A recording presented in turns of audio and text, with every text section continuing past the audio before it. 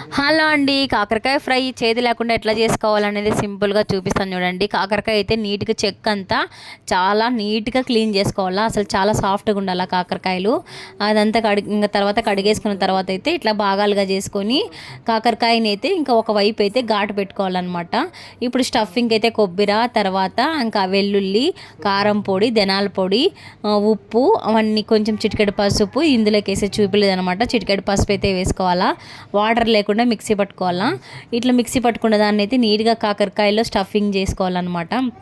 ఇంకా నెక్స్ట్ అయితే గ్యాస్ మీద పెట్టేసుకొని కాసేపు మగ్గించి ఒక 2 మినిట్స్ అట్లా వేడి చేసుకున్న తర్వాత ఆయిల్ అయితే వేసుకోవాలన్నమాట. ఆయిల్ కొంచెం ఎక్కువే పడుతుంది, ఎందుకంటే ఆయిల్లోనే మగ్గాల. మూత పెట్టుకొని మూత మీద నీళ్లు పోయడం వల్ల ఆవిరికి అనేది ఉడుకుతాయి అన్నమాట. బాగా ఇట్లా మధ్య మధ్యలో కాకరకాయలని తిప్పేసుకుంటూ ఇది చేసుకోవాలా. ఇట్లా బ్రౌన్ కలర్ వచ్చే వరకు వేయించుకోవాలా. చేదే ఉండదండి. Bye bye.